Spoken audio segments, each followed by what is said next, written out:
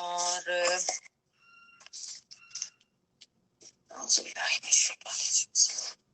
جی چلیے درود پڑھ لیتے. اللہم صلی علی محمد وعلی آل محمد کما صلیت علی ابراہیم وعلی آل ابراہیم انک حمید مجید. اللہم بارک علی محمد وعلی آل محمد کما بارکت علی ابراہیم وعلی آل ابراہیم انک حمید مجید. اچھا جی، ہم نے جو لاسٹ ویک کیا تھا وہاں پہ ہم نے یہ دیکھا تھا کہ نبی صلی اللہ علیہ وآلہ وسلم جو ہیں ان کا نکاح حضرت خدیجہ رضی اللہ تعالیٰ عنہا سے ہو جاتا ہے، اور اس کے بعد جو آپ صلی اللہ علیہ وآلہ وسلم کی اولاد تھی یہ بھی ٹاپک ہم نے پڑھ لیا، اور اس کے بعد بیت اللہ کی تعمیر اور جو حجر اسود کا جو جھگڑا تھا اس کا فیصلہ کس طریقے سے، کتنے احسن طریقے سے آپ صلی اللہ علیہ وآلہ وسلم نے کیا وہ ہم نے دیکھا. یعنی آپ کی پرسنالٹی کی جو کوالٹیز ہم نے دیکھی، اور پھر یہ بھی کہ آپ صلی اللہ علیہ وآلہ وسلم کی سیرت جو ہے وہ کس طرح کی تھی. یعنی بہت زیادہ پاک دامن اور بہت زیادہ آپ میں خوبیاں تھیں، بہت بہترین اخلاق تھا، عادات بہت عمدہ تھیں، صداقت، امانت، شجاعت، اس کے علاوہ صبر و شکر، حیا، وفا، یہ ساری آپ صلی اللہ علیہ وسلم کی ذات میں بہت زیادہ صفات ہیں جو ہم نے پڑھی. اور ساتھ ہم نے یہ بھی دیکھا کہ آپ صلی اللہ علیہ وسلم کی طبیعت تھی اس طرح کی تھی، فطرت پہ تھے، اور آپ کو جو معاشرے میں جو غلط چیزیں تھیں ان سے فطرتاً دوری تھی، ناپسند فرماتے تھے آپ. یعنی جو شرک کا ماحول تھا آپ کو اس سے بہت نفرت تھی. آستانوں یا غیر اللہ کے نام پر ذبح کیا وہ جانور نہیں کھاتے تھے، نہ بتوں کو چھوتے تھے، نہ ان سے کوئی تقرب حاصل کرتے تھے، کیونکہ یہ سب جو ہے اس قسم کا یہ غلط چیزیں معاشرے میں اس وقت پریویل کر رہی تھی. لات اور عزا کی قسم بھی سننا نہیں گوارا کرتے تھے. شراب نوشی اور کھیل کود کی مجلسیں جو ہیں یہ بھی آپ کو پسند نہیں تھی. تو اس سے ہمیں پتہ چلا تھا کہ اس معاشرے کی اس وقت حالت کیا تھی، اور یہ کہ آپ صلی اللہ علیہ وسلم جو ہے وہ ان چیزوں سے دور تھے. آپ کو یہ چیزیں پسند نہیں تھی، معاشرے کی جو یہ ساری جو یعنی برائیاں تھیں ان سے دور تھے. آج ہم نے ٹاپک پڑھنا ہے نبوت اور دعوت. میرے پاس پیج نمبر 42 ہے. اب یہاں سے آگے جو ہے نا اب ہم محمد رسول اللہ صلی اللہ علیہ وآلہ وسلم کو پڑھیں گے. یعنی اس سے پہلے تک جو ہے نا ہم نے وہ پچھلے ہفتے تک محمد بن عبداللہ کو پڑھا تھا، ٹھیک ہے، صلی اللہ علیہ وآلہ وسلم. اب جو ہے جب آپ صلی اللہ علیہ وآلہ وسلم پر نبوت آ گئی اور اس کے بعد آپ نے دعوت دینا شروع کی، تو اب جو ہے محمد رسول اللہ صلی اللہ علیہ وآلہ وسلم کے بارے میں ہم پڑھیں، کیونکہ وہی آنے کے بعد آپ اللہ تعالیٰ کے رسول بن گئے. ہیڈنگ ہے نبوت کے آثار اور سعادت کی جھلکیاں. پیچھے جو حالات قوم کے بیان کیے جا چکے ہیں ان کی وجہ سے آپ صلی اللہ علیہ وآلہ وسلم اور آپ کی قوم کے درمیان فکری اور عملی فاصلہ بڑھتا گیا. فکری یعنی سوچ کا فاصلہ. آپ قوم کی بدبختی اور بگاڑ دیکھ کر رنجیدہ رہنے لگے، ان سے الگ تھلگ رہنے لگے، تنہا رہنے کی خواہش بڑھتی گئی، اور یہ سوچ بھی گہری ہونے لگی کہ انہیں ہلاکت و تباہی سے کیوں بچایا جائے. یہ دیکھیں، ہر انسان جب جو فطرت پر ہو اور پھر جو دین کی طرف جس کا رجحان ہو جائے نا، جو دین سے جڑ جاتا ہے، اس کے ساتھ یہ معاملہ ہوتا ہے کہ اس کی سوچ میں اور عام جو دنیا دار لوگ ہوتے ہیں ان کی سوچ میں ایک واضح فرق آ جاتا ہے. یہ جب آپ قرآن کو سمجھ کے پڑھنا شروع کرتے ہیں نا تو آپ یہ تبدیلی اپنے اندر بھی محسوس کرتے ہیں. Over a period of time اگر آپ ریگولر رہیں اور اگر آپ کنٹینیو رکھیں اپنی یہ جو تعلیم ہے قرآن کی، تھوڑا سا پڑھ لیا چھوڑ دیا، کبھی کر لیا کبھی چھوڑ دیا، اس طرح سے یہ نہیں ہوتا. تو جب آپ پراپر طریقے سے جڑ کے رہتے ہیں اور اپنے دین کو سمجھنا شروع کرتے ہیں نا تو پھر عام لوگوں کی سوچ میں اور آپ کی سوچ میں بھی فرق آ جاتا ہے. اور جو عام لوگوں کا طریقہ کار اور عمل ہوتا ہے اور ایک دین پڑھ سمجھ کے پڑھنے والے کا طریقہ کار، وہ بھی فرق ہو جاتا ہے. اور پھر جو لوگ جو غلط چیزیں کر رہے ہوتے ہیں جس کا دین سے تعلق نہیں ہوتا یا دینی لحاظ سے وہ جائز نہیں ہوتی، تو اس کو دیکھ کے انسان کو تکلیف بھی ہوتی ہے، ٹھیک ہے.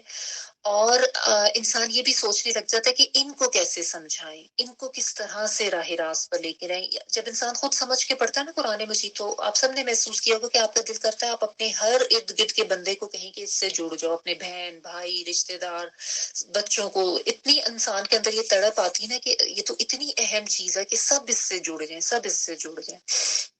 اور پھر ایک یہ بھی ہوتا ہے کہ آپ کو پھر نا جو جو عام لوگ جو جن کی دینی سوچ نہیں ہوتی اور وہ دور ہوتے ہیں، ان کے ساتھ آپ کو مزہ نہیں آتا، آپ ان سے الگ رہنا ہی پسند کرتے ہیں، یعنی پھر آپ کا نا جو طبیعت ہے نا وہ ایسے لوگوں کی محفلوں سے اور ایسی جو مجلسیں ہوتی ہیں جہاں پہ ایک کوئی غیر شرعی کام ہو رہے ہوں یا بیکار کے مشاغل ہو رہے ہوں، وہاں پہ پھر دل نہیں لگتا.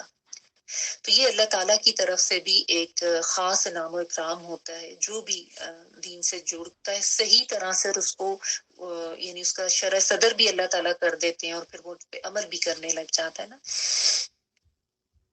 اور قرآن مجید سے جب آپ جڑ جاتے ہیں نا تو آپ کو یہ ساری بیکار کی چیزیں اور جو بھی چیزیں مطلب جو وہ لغب جو ہوتا ہے نا ان سے آپ کو خود ہی اعتراض ہونے لگ جاتا ہے. ٹھیک ہے، اور ساتھ آپ کو دوسروں کی فکر بھی ہوتی ہے. تو نبی صلی اللہ علیہ وسلم تو خیر ویسی فطرت پر تھے، اور پھر اللہ تعالیٰ کی طرف سے خاص ان کو یہ رحم و فضل ہوا کہ وہ بھی معاشرے کی ان چیزوں کو پسند نہیں کرتے تھے. عمر بڑھنے کے ساتھ ساتھ یہ رنج اور یہ خواہش بڑھتی ہی گئی. رنج اس چیز کا کہ قوم کو بھی ہدایت مل جائے، اور بالآخر آپ کو کشاں کشاں غار ہرا تک لے گی. غار ہرا کے بارے میں نیچے انہوں نے تھوڑی سی ڈیٹیل لکھی ہے. ہرا پہاڑ اب جبل نور کے نام سے مشہور ہے کہ ہدایت کا نور یہاں سے پھوٹا تھا. ٹھیک ہے، اصل مکہ سے اس کا فاصلہ تقریباً 2 میل ہے. اس کی بلند چوٹی دور سے نظر آتی ہے. اس چوٹی کے بائیں طرف کچھ نیچے اترنے کے بعد غار واقع ہے. لمبائی غار کی 4 میٹر سے کچھ کم اور چوڑائی 1.5 میٹر سے کچھ زیادہ، یعنی ایک ریکٹینگل سا بنا ہوا ہے. ٹھیک ہے، اکثر لوگوں نے دیکھا بھی ہوگا. اچھا، تو یہاں تک آپ چلے گئے. ایک غار تھا جس پہ جا کے آپ نے جو ہے وہ یعنی گوشہ نشینی اختیار کرنا شروع کی، جہاں آپ صلی اللہ علیہ وسلم سال میں رمضان کا 1 مہینہ دین ابراہیم کی بچی کھچی تعلیمات کے مطابق اللہ کی عبادت کرتے. یعنی دین ابراہیمی تو تھا ان لوگوں میں جو بھی بچی کچی اس وقت کی تعلیمات تھی، اور رمضان کا بھی کانسیپٹ تھا، مہینے وغیرہ اس وقت بھی لوگوں کو پتا تھے.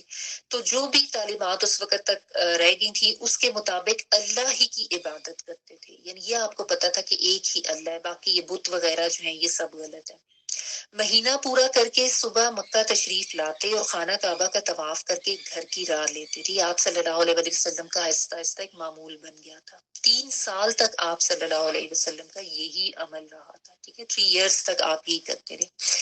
کیوں کرتے رہے؟ کیونکہ وہ جو ہوتا ہے نا کہ تنہائی میں اور یکسوئی میں انسان کا زیادہ تعلق مضبوط ہو جاتا ہے نا اللہ تعالیٰ سے. تہجد جو ہے اس کا بھی یہی فائدہ نا کہ اس میں انسان کو ایک تنہائی میسر آتی ہے، ایک زیادہ یکسوئی ہوتی ہے، زیادہ انسان جڑ سکتا ہے. ٹھیک ہے، باقی دن میں جو آپ پڑھتے ہیں نمازیں وغیرہ اس بھی اس طریقے سے تنہائی اور یکسوئی انسان کو میسر نہیں ہوتی. تو تہجد کا وقت اس لیے خاص ہے. تو آپ صلی اللہ علیہ وسلم اس طریقے سے علیحدہ ہو کے چلے جاتے تھے. ٹھیک ہے، اور یہاں پہ پھر آپ حضرت خدیجہ رضی اللہ تعالیٰ عنہ کا بھی اگر رول دیکھیں کہ انہوں نے بھی کوآپریٹ کیا ہسبینڈ کے ساتھ، کوئی گلے شکوے نہیں کیے کہ بھئی اتنا پورے پورے مہینے کے لیے کیوں چھوڑ کے چلے جا رہے ہو. ان کا جو ایک رجحان تھا دین کی طرف، اور جس وجہ سے وہ ایک روحانی جو ان کی آپ کہہ لیں کہ جو سیٹسفیکشن ان کو چاہیے تھی اس کے لیے وہ جاتے تھے، تو وہ بھی کوآپریٹ ہی کرتی تھی. اچھا، جب 40 سال عمر پوری ہوگی اور یہی سن کمال ہے یعنی میچورٹی کی ایج، عموماً اسی عمر میں پیغمبر بھیجے جاتے ہیں. عموماً جو انبیاء ہوتے تھے نا ان کو اسی عمر میں جا کے نبوت ملتی تھی. کیونکہ آپ خود بھی نوٹ کریں نا کہ جو لوگ 40s میں آ جاتے ہیں ان کو خود اپنے اندر اپنی طبیعت میں ایک ٹھہراؤ سا محسوس ہوتا ہے، جیسے ایک یعنی میچور سا ہو جاتا ہے نا انسان. اور زیادہ جو ہے آپ چیزوں کو ایک تھوڑا آپ کہہ لیں کہ زیادہ میچورٹی سے آپ معاملات کو دیکھتے ہیں، اور تھوڑا وہ جو ایک بے صبرا پن انسان کے اندر ہوتا ہے وہ بھی تھوڑا کم ہو جاتا ہے. ٹھیک ہے، اور فہم و فراست بھی ذرا زیادہ ہو جاتی ہے. تو ذرا ایج بڑھنے کے ساتھ میچورٹی آتی ہے. دوسرا تھوڑا انسان میں تجربہ بھی آ گیا ہوتا ہے. تو یوزلی جو ہے نا یہی ایج ہوتی تھی جب انبیاء کو نبوت ملتی تھی. تو آپ صلی اللہ علیہ وسلم کی جب 40 سال کی عمر ہوئی تو نبوت کی چمک دمک اور سعادت کی جھلکیاں نظر آنی شروع ہو گئی. چنانچہ آپ نیک خواب دیکھتے اور جیسا دیکھتے ویسا ہی پیش آتا. پھر روشنی بھی نظر آنے لگی اور آواز سنائی دینے لگی. یہ جو ہے نا ان کو ان کی جو ٹرمینالوجی یوز ہوتی ہے نا اس میں سیرہ میں یا ویسے اگر آپ پڑھے تو اس کو کہتے ہیں ارہاسات. یعنی ارہاس جو ہے نا الف را ہا الف کنڈے والی ہا اور پھر اینڈ پہ سواد, تو اس کی جمع ارہاسات میں کہہ رہی ہوں. ارہاسات ہوتا ہے خرق عادت جو کام ہونے لگ جاتے ہیں نا, یعنی انیوژل ہیپننگس. تو یہ ہوا کہ آپ کو وہ جو یہ جو انیوژل تھنگس تھی یا آپ کے ساتھ ہونے لگی, اور اس میں انبیاء کے ساتھ یہ ہوتا کہ کوئی غیر فطری چیزیں جیسے روشنی نظر آنے لگی, آواز سنائی دینے لگی. آواز کس طرح سے سنائی دینے لگی اس کی اگزامپل ایک آگے انہوں نے دی ہے. آپ صلی اللہ علیہ وسلم نے خود بتایا کہ میں مکہ میں ایک پتھر کو پہچانتا ہوں جو بعثت سے پہلے مجھے سلام کیا کرتا تھا. یعنی ابھی آپ صلی اللہ علیہ وسلم کو نبی مبعوث نہیں کیا گیا, لیکن وہ سلام کرتا تھا. یعنی آپ صلی اللہ علیہ وسلم کو آواز آتی تھی اس پتھر کی. اب پتھر کی آواز آنا کوئی فطری چیز, کوئی یوزول چیز تو نہیں ہے نا, اٹس ویری ان یوزول. ٹھیک ہے, تو اس طرح کی یہ جو چیز ہے نا ان کو ارہاسات کہتے ہیں. اور پھر کوئی لائٹس وغیرہ نظر آنا, خواب جو آپ دیکھتے تھے وہ بالکل سچا ہو جاتا تھا, ویسی ہی چیز بالکل ہوتی. ٹھیک ہے, اگلی ہیڈنگ ہے نبوت کا آغاز اور وحی کا نزول. پھر تیسرے سال کے رمضان میں, یعنی 3 سال تو آپ اسی طرح کرتے رہے اور تھوڑی بہت آپ کے ساتھ یہ مرئی سی چیزیں ہوتی رہی. تیسرے سال کے رمضان میں جب آپ صلی اللہ علیہ وسلم کی عمر کا 41واں سال چل رہا تھا, تو آپ صلی اللہ علیہ وسلم غار ہرا کے اندر ذکر الہی اور عبادت میں مشغول تھے کہ یکا یک حضرت جبرائیل علیہ السلام نازل ہوئے اور آپ کو وحی نبوت سے نوازا. ٹھیک ہے نا, تیسرے سال کے رمضان میں یہ ہوا تھا. اور ہم سب کو پتہ ہی ہے کہ پہلی وحی جو ہے رمضان میں آئی تھی, غار حرا میں آپ تھے. ٹھیک ہے, لیکن اس سے پہلے جو ہے نا, اس وحی کے آنے سے پہلے آپ صلی اللہ علیہ وسلم کو سچے خواب بھی آنے لگے تھے. وہ اگر آپ آگے دیکھیں اس میں حضرت عائشہ رضی اللہ تعالیٰ عنہا فرماتی ہیں کہ رسول اللہ صلی اللہ علیہ وسلم پر وحی کا آغاز نیند میں اچھے خواب سے ہوا. ظاہر نبی صلی اللہ علیہ وسلم نے ان کو یہ سب بتایا ہوگا کہ ابھی یہ جو بات ہے نا, یہ حضرت جبرائیل علیہ السلام کے آنے سے پہلے کی ہے کہ آپ کو خواب آنے لگے. آپ جو خواب دیکھتے وہ سفیدہ صبح کی طرح نمودار ہوتا. سفیدہ صبح یعنی بہت کلیئر, ویری کرسٹل کلیئر, یعنی آپ کو سمجھ بھی آ جاتی کہ کیا دکھایا گیا اور بالکل ویسا ہی ہو جاتا. اچھا, پھر آپ صلی اللہ علیہ وسلم کو تنہائی پسند آنے لگی, چنانچہ آپ غار حرا میں خلوت اختیار فرماتے اور کئی رات گھر آئے بغیر عبادت کرتے, اور اس عرصے کے لیے توشہ بھی لے جاتے, یعنی اپنی کھانے پینے کی چیزیں ساتھ لے جاتے تھے. پھر حضرت خدیجہ رضی اللہ تعالیٰ عنہ کے پاس واپس آتے اور اس جیسی مدت کے لیے پھر توشہ لے جاتے, یہاں تک کہ آپ صلی اللہ علیہ وسلم غار حرا ہی میں تھے کہ آپ کے پاس حق آ گیا, یعنی آپ کے پاس فرشتہ آ گیا. یعنی آپ صلی اللہ علیہ وسلم کو نا ذہنی طور پر اللہ تعالیٰ نے پہلے ہی تیار کر دیا تھا. ٹھیک ہے نا, یعنی آپ کو آپ کہہ لیں کہ انڈیکیشنز خوابوں سے مل گئی تھی کہ خاص معاملہ جو ہے وہ آپ صلی اللہ علیہ وسلم کے ساتھ ہونے والا ہے. اور اب چونکہ ظاہر ہے اتنی بڑی ذمہ داری جب دی جانی تھی تو اس سے پہلے ایک ذہنی تیاری کروائی جانی ضروری تھی نا. یعنی آل آف اے سڈن نہیں ہوا تھا کہ ایک دن بس آپ غار حرا میں تھے اور ایک دم سے فرشتہ آ گیا, کیونکہ بالعموم ہم لوگوں کا یہی خیال ہے, لیکن ایسا نہیں تھا. جو ایکچوئل جو آپ کہہ لیں کہ انڈیکیشنز جو ملنے لگی تھی وہ آپ صلی اللہ علیہ وسلم کو خواب آنے لگے تھے اس طرح کے, اور جو دیگر ارہاسات جو میں نے آپ کو بتائی یہ چیزیں بھی انڈیکیشنز تھیں. تو آپ کو آئیڈیا ہو گیا تھا کہ اللہ تعالیٰ نے جو ہے آپ کے لیے کوئی خاص معاملہ جو ہے وہ کرنا ہے. بہرحال آپ کی ایج کا 41واں سال تھا اور غار حرا کے اندر آپ یوزلی جا کے عبادت کر رہے تھے, اس میں مشغول تھے کہ فرشتہ حضرت جبرائیل علیہ السلام آئے اور انہوں نے کہا پڑھو. آپ صلی اللہ علیہ وسلم نے فرمایا ما انا بقاری, میں تو نہیں پڑھنا جانتا. تو آپ صلی اللہ علیہ وسلم فرماتے ہیں کہ اس نے مجھے پکڑ لیا اور اس زور سے دبوچا کہ مجھے چور کر ڈالا, یعنی کافی ٹائٹ ایسے کر کے نا. پھر چھوڑ کر کہا کہ پڑھو, تو میں نے کہا ما انا بقاری, میں پڑھنے والا نہیں ہوں, یعنی مجھ سے نہیں پڑھنا آتا. امید ہے آپ صلی اللہ علیہ وسلم. اس نے دوبارہ پکڑ کر دبوچا اور چور کر ڈالا, پھر چھوڑ کر کہا کہ اقرا, پڑھو. پھر آپ صلی اللہ علیہ وسلم نے یہی کہا کہ میں نہیں माँ अना बिकारी, मैं पढ़ा हुआ नहीं। तो उसने फिर तीसरी बार फिर ऐसे भींचा दबोचा और फिर कहा इक़रा बिस्मि रब्बिकल लज़ी खलक़, खलक़ल इंसान मिन अलक़, इक़रा व रब्बुकल अकरम अल्लज़ी अल्लम बिल क़लम, अल्लमल इंसान मा लम यअलम। तो ये सूरत अल अलक की आयत हैं जिनके बारे में हम सबको पता है कि जो बाकायदा जो वही का नजूल हुआ था वो ये वाली आयत थी, पहली वही। ठीक है, पढ़ अपने उस परवरदिगार के नाम से जिसने पैदा किया, इंसान को लोथड़े से पैदा किया। पढ़ कि तेरा रब बड़ा करीम है जिसने कलम के जरिए इल्म दिया, इंसान को वो बात सिखाई जिससे वो नहीं जानता था। यहाँ पे आप देखें पढ़ने का कहा जा रहा है और कलम का भी जिक्र किया जा रहा है साथ। ठीक है, कि कलम के जरिए इल्म दिया, यानी इल्म के हुसूल के लिए कलम की अहमियत यहाँ पे वाज़े होती है। ठीक है, इसलिए मैं आपको अक्सर कहती हूँ कि आप लोग जब लेक्चर तफसीर सुन रहे होते हैं ना, तो सिर्फ सुना ना करें, लिखा करें।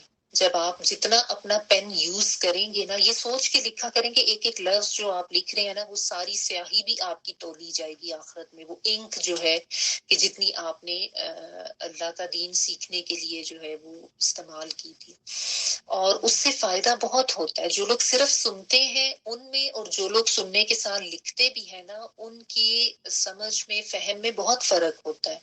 क्योंकि मैं जाहिर है अल्हम्दुलिल्लाह काफी अर्से से पढ़ा भी रही हूँ और स्टूडेंट्स के साथ इंटरेक्शन भी रहता है, टेस्ट वगैरह के हवाले से भी या कभी सवालात के हवाले से भी, तो मुझे आइडिया हो जाता है कि जो लोग लिखते हैं साथ साथ नोट्स बनाते हैं, उनकी वो एक तो मेमोरी भी रिटेन ज्यादा होती है, बेहतर फहम होता है, और फिर के बाद में भी कभी आपको कुछ पढ़ना पड़े ना, तो आपके पास वो लिखा हुआ मौजूद होता है। तो इसको भी सवाब समझ के करें। जितना आप लिखेंगे, जितना आप लिख के समझेंगे, उतना ज्यादा आपको सवाब मिलेगा। अल्लाह ताला के यहाँ कोई भी नेक अमल जो है वो जाया नहीं जाता। तो आप अल्लाह का दीन समझने के लिए इतनी सी भी छोटी सी भी कोई एफर्ट करेंगे ना, जो आप वक्त यहाँ पे लगा रहे हैं, जो आप एनर्जी लगा रहे हैं लिखने में, अगर आप कुछ कर रहे हैं तो वो आपका जाया नहीं जाएगा। इस सोच के साथ लिखा करें कि सब जो है मीजान में तोला जाएगा इंशाअल्लाह। अल्लाह ताला से इसी की उम्मीद रखते हैं। इन आयात को लेकर रसूलुल्लाह सल्लल्लाहु अलैहि वसल्लम वापस हुए, आपका दिल कांप रहा था। हज़रत खदीजा रज़ी अल्लाह ताला अन्हा के पास पहुंचकर फरमाया, ज़म्मिलूनी ज़म्मिलूनी, मुझे चादर उड़ा दो, मुझे चादर उड़ा दो। उन्होंने चादर उड़ा दी, यहाँ तक कि दहशत जाती रही। फिर हज़रत खदीजा रज़ी अल्लाह ताला को अन्हा को वाक़या सुनाकर आप सल्लल्लाहु अलैहि वसल्लम ने फरमाया, लक़द खशीतु अला नफ्सी, यानी मुझे तो अपनी जान का डर लग रहा है। अब देखिए ये कोई आम बात नहीं थी ना, यानी ये ठीक है कि आप सल्लल्लाहु अलैहि वसल्लम की इंडिकेशंस तो मिल रही थी, लेकिन ये कि एक ज़ाहिर है तन्हाई थी वहां पे, फरिश्ता आ गया और उसने आके फिर बाकायदा आयात जो है अल्लाह ताला की वो भी दे दी। और इसमें भी ज़हन में रखिए कि वो उस वक्त ज़ाहिर को लिखा हुआ सामने नहीं था। जो इकरा है वो बेसिकली बस उनको यही कहा जा रहा है कि अब पढ़ो, और चूंकि नबी सल्लल्लाहु अलैहि वसल्लम पढ़े हुए नहीं थे तो उनको लग रहा था कि मैं तो नहीं पढ़ सकता, मुझे क्या कहा जा रहा है। तो उनको तसल्ली देने के लिए भी वो इस तरीके से उसने ऐसे जैसा एक हक सा करते हैं टाइप सा वो किया। वल्लाहु ताला आलम, शायद कोई एनर्जीज ऐसी रूहानी जो थी वो शिफ्ट की या वट एवर। बहरहाल मामला ऐसा था कि जाहिर है आप सल्लल्लाहु अलैहि वसल्लम, इससे ये भी पता चलता है कि आप इंसान थे ना, क्योंकि जो लोग कहते थे कि बशर नहीं थे, ये देखिए इंसानी कैफियत होती हैं। आप अपने आप को भी इमेजिन कर लें, आप ऐसे किसी जगह पे अकेले बैठे और इस किस्म का कोई मामला हो, कोई भी चीज नजर आ जाए तो इंसान को एक खौफ तो आता है ना। तो बहरहाल नबी सल्लल्लाहु अलैहि वसल्लम भी थोड़े यानी उनका डरे हुए थे, दिल कांप रहा था। घर आए और उनको कहा अपनी वाइफ को कि मेरे ऊपर चादर डाल दो, ओढ़ा दो मुझे। तो हज़रत खदीजा रज़ी अल्लाह तआला का वंस अगेन यहाँ पे देखें कि कितना ज्यादा कोऑपरेटिव बिहेवियर नजर आता है। यानी ज़ाहिर है हम सब वाइफ्स हैं तो हमें ये चीजें सीखने की जरूरत है ना, मतलब बीवियों को, कि अपने हस्बैंड के लिए कोऑपरेटिव होना चाहिए। ये नहीं कि हस्बैंड जो है अगर वो कभी परेशान हुआ है तो उसका मजाक उड़ाएं या उसको कहें कि है तुम्हें क्या हो गया है, तुम्हें तो ऐसे नहीं होना चाहिए। मर्दों को तो ये नहीं करना चाहिए कि हमारे यहाँ बिलअमूम ये भी होता है कि हम फौरन वो कह के कि शायद मर्द जो है वो घबरा नहीं सकते या वो डर नहीं सकते या उन पे कोई इंसानी कैफियत नहीं हो सकती। ऐसी बात नहीं है। सब चीजें इंसानों की जो कैफियत है वो इंसानों के ही साथ होती हैं और अंबिया के साथ भी थी। اور پھر آگے دیکھیں جب انہوں نے کہا نا کہ مجھے اپنی لقد خشیت علی نفسی، اس کا مطلب یہ تھا کہ یعنی مجھے یہ فکر ہے کہ میں مطلب یہ اتنی بڑی ذمہ داری تھی، ظاہر ہے کہ میں یہ کر سکوں گا یا نہیں کر سکوں گا، تو ظاہر غیر معمولی سا تجربہ تھا۔ تو آگے دیکھیں حضرت خدیجہ رضی اللہ تعالیٰ عنہ جو ہے وہ کتنے اچھے طریقے سے، کتنے اچھے الفاظ میں تسلی دے رہی ہیں۔ انہوں نے کہا کلا واللہ ما یخزیک اللہ ابدا انک لتصل الرحم وتحمل الکل وتکسب المعدوم وتقری الضیف ضیف وتعین علی نوائب الحق، صحیح بخاری میں آتا ہے کہ اللہ کی قسم ایسا ہرگز نہیں ہو سکتا، اللہ تعالیٰ آپ کو کبھی رسوا نہیں کرے گا، آپ صلہ رحمی کرتے ہیں، بے سہاروں کا بوجھ اٹھاتے ہیں، خالی ہاتھ والوں کا بندوبست کرتے ہیں، مہمان کی میزبانی کرتے ہیں، حق کے سلسلے میں پیش آنے والے مصائب میں مدد فرماتے ہیں۔ یعنی حضرت خدیجہ نے جو نبی صلی اللہ علیہ وسلم کے اندر جو اتنی اچھی اخلاقی کوالٹیز اور صفات تھی نا، ان کو گنوایا اور آپ صلی اللہ علیہ وسلم کو تسلی دی کہ کبھی بھی ایسا نہیں ہوگا کہ اللہ تعالیٰ آپ کو رسوا کر دے، یہ تو ہو ہی نہیں سکتا کہ آپ تو اتنے نیک انسان ہیں اور آپ یہ سارے نیک کام کرتے ہیں۔ تو دیکھیں کتنا اچھا یہاں پہ ان کا رول نظر آتا ہے نا کہ اپنے پریشان شوہر کو وہ تسلی دے رہی ہیں اور ان کا ساتھ دے رہی ہیں، ان کو ڈھارس بنا رہی ہیں، ان کو ہمت دے رہی ہیں اور کتنے اچھے طریقے سے دے رہی ہیں کہ آپ میں تو یہ ساری اخلاقی کوالٹیز ہیں۔ تو اس سے یہ بھی پتہ چلتا ہے کہ یہ جو اچھے اخلاق اور یہ اخلاقی صفات جو ہے نا، ایسے اخلاقی صفات ہوں تو اللہ تعالیٰ ضرور مدد کرتے ہیں۔ اب یہی اخلاقی صفات اور اچھے اقدار جو یہ تو ختم ہو چکے ہیں، یہ کتنا زیادہ نفسا نفسی کا عالم ہے۔ تو اس میں آپ دیکھیں صلہ رحمی کا سب سے پہلے ذکر ہے کہ رشتہ داری کو جوڑنا، ٹوٹے ہوئے بھی کوئی توڑنے کی بھی کوشش کرے تو اس کو بھی جوڑنا، جو بے سہارا ہے، غریب ہے، ان سب کی مدد کرنا، اگر کوئی خالی ہاتھ ہے تو اس کے لیے کسی قسم کا ارینجمنٹ کر دینا۔ یہ ہم نے پہلے بھی پڑھا تھا نا کہ سوشل ویلفیئر کے کاموں میں بہت زیادہ آپ شریک ہوتے تھے اور آپ کو اچھا لگتا تھا، اور مہمانوں کے ساتھ بہت اچھا ٹریٹمنٹ کرتے تھے، بہت زبردست میزبانی کرتے تھے جتنا بھی، یعنی تو یہ بھی ہمیں سیکھنے کو ملتا ہے کہ مہمان آئے تو ناک منہ نہیں چڑھانا، مصیبت نہیں سمجھنا کہ اب گرمی ہے تو مہمان آ گئے ہیں تو ان کو دیکھنا پڑے گا، اللہ تعالیٰ کی رحمت سمجھے ان کو، اللہ تعالیٰ ان کا رزق دے کر بھیجتے ہیں، رزق میں برکت ہوتی ہے، مہمانوں کے ساتھ اچھی میزبانی کرنا۔ اور حق کے سلسلے میں ظاہر ہے مصائب اگر کوئی آتے ہیں، حق بات کہنے میں، حق بات پر کھڑے ہونے میں اور حق پر ثابت قدم رہنے میں انسان کو ظاہر ہے آتی ہیں، آپ کہہ لیں کہ مخالفتیں بھی اور ہر طرح کے مشکل مراحل، لیکن اس میں بھی وہ اس میں صبر سے کام لیتے تھے نا۔ تو انہوں نے آپ کو کہا کہ اللہ تعالیٰ کبھی آپ کو رسوا نہیں کرے گا۔ اس کے بعد حضرت خدیجہ رضی اللہ تعالیٰ عنہ آپ کو اپنے چچیرے بھائی ورقہ بن نوفل کے پاس لے گئی۔ وہ دور جاہلیت میں عیسائی ہو گئے تھے اور عبرانی لکھنا جانتے تھے، ہیبریو لینگویج جو تھی نا۔ چنانچہ عبرانی میں توفیق الہی کے مطابق انجیل لکھا کرتے تھے۔ اس وقت تک وہ بوڑھے اور نابینا ہو چکے تھے، تو حضرت خدیجہ رضی اللہ تعالیٰ نے ان سے کہا کہ بھائی جان آپ ان کی اپنے بھتیجے کی بات سنیں۔ ورقہ نے کہا تم کیا کہتے ہو؟ تو نبی صلی اللہ علیہ وسلم نے جو کچھ دیکھا تھا وہ بیان کر دیا۔ ورقہ نے کہا یہ تو وہی ناموس ہے، یعنی وہی لانے والا فرشتہ جو موسیٰ پر نازل ہوا تھا۔ کاش میں اس وقت جوان ہوتا، کاش میں اس وقت زندہ ہوتا جب آپ کی قوم آپ کو نکالے گی۔ اچھا، یہاں سے یہ بھی پتہ چلتا ہے کہ ورقہ بن نوفل جو تھے نا، وہ اسی وقت مان گئے تھے نبی صلی اللہ علیہ وسلم کی نبوت کو، اور ایمان لے آئے تھے۔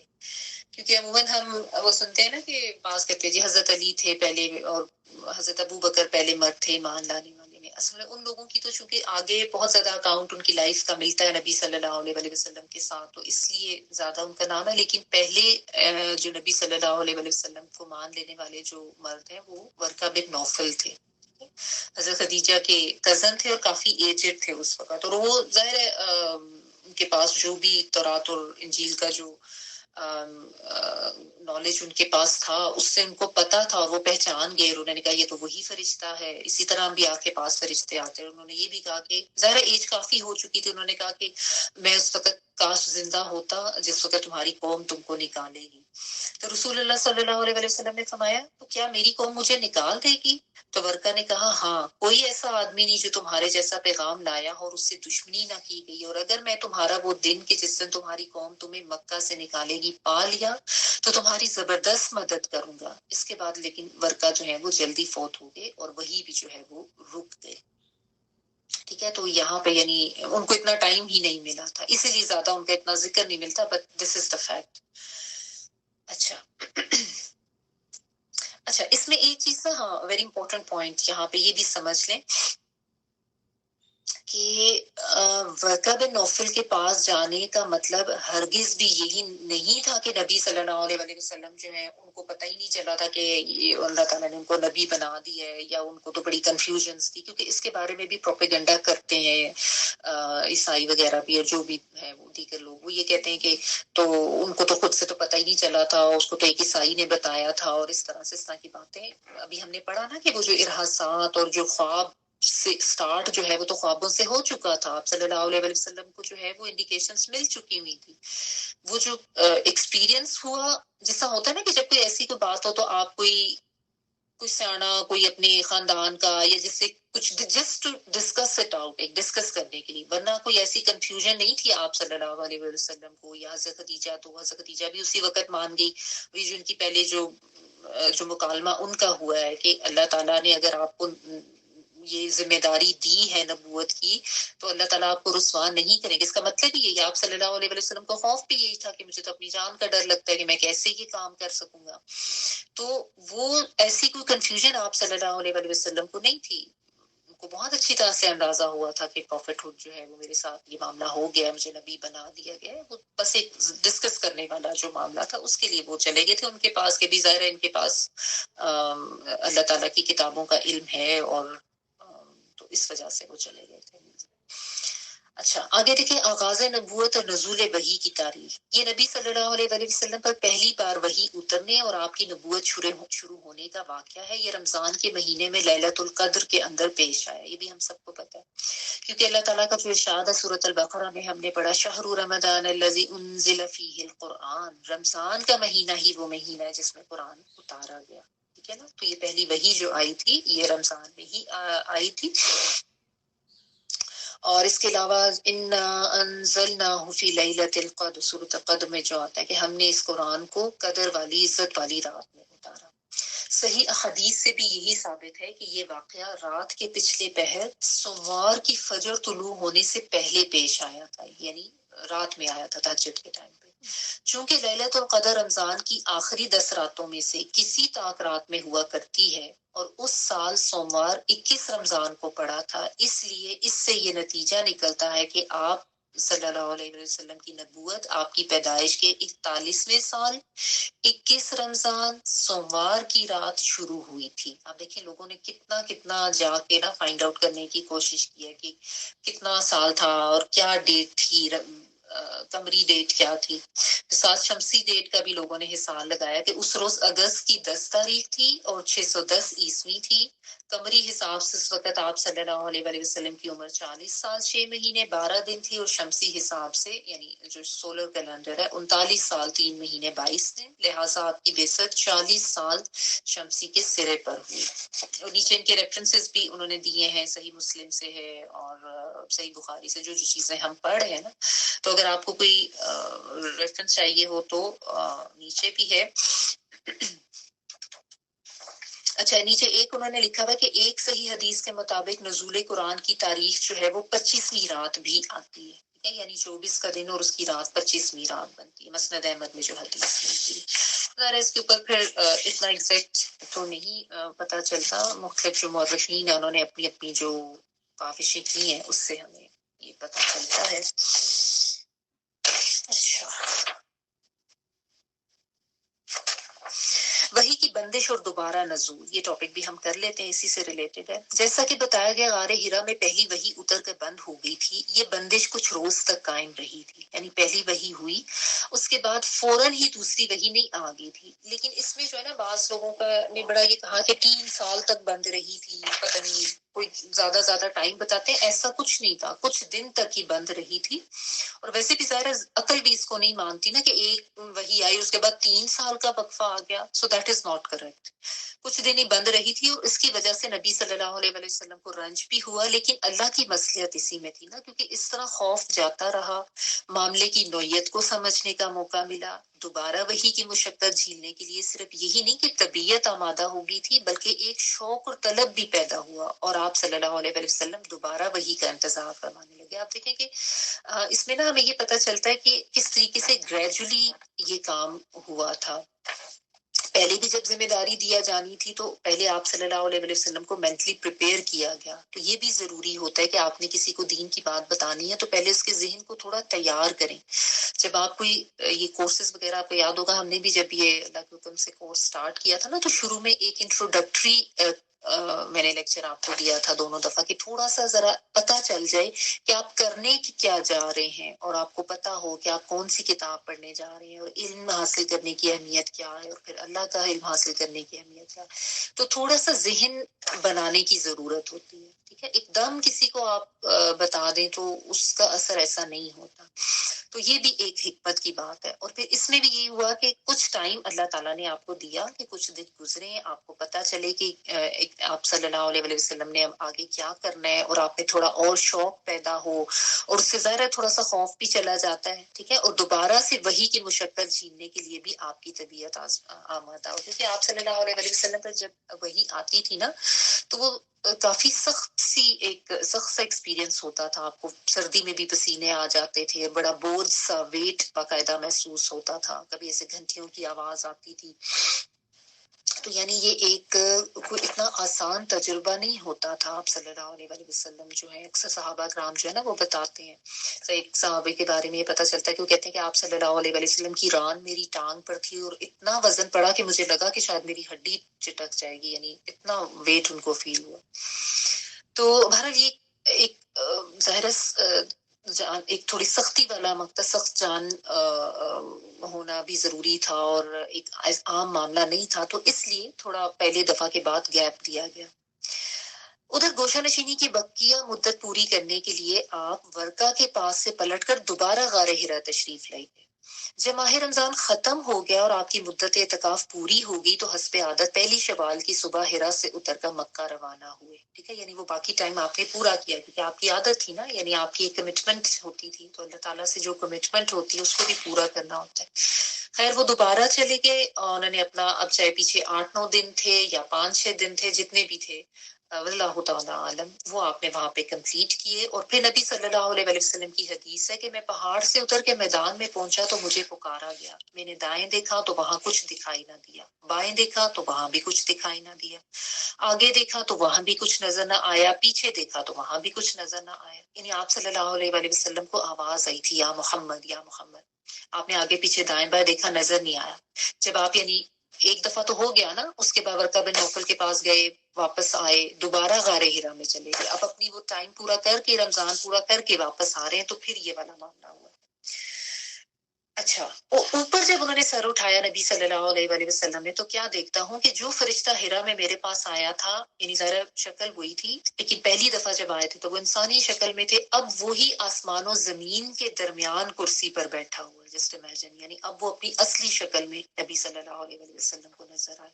یہ پہلا ایکسپیرینس تھا حضرت جبرائیل کو اپنی اصل شکل میں دیکھنے کا، نبی صلی اللہ علیہ وسلم کو غار میں وہ اس طرح سے نہیں آئے تھے۔ اور آپ دیکھیں کہ آسمان اور زمین کے درمیان ایک کرسی پر بیٹھا ہوا ہے، یہ دیکھ کر میرا پورا وجود اس کے روب سے بھر گیا، یہاں تک کہ میں زمین کی طرف جا جھکا۔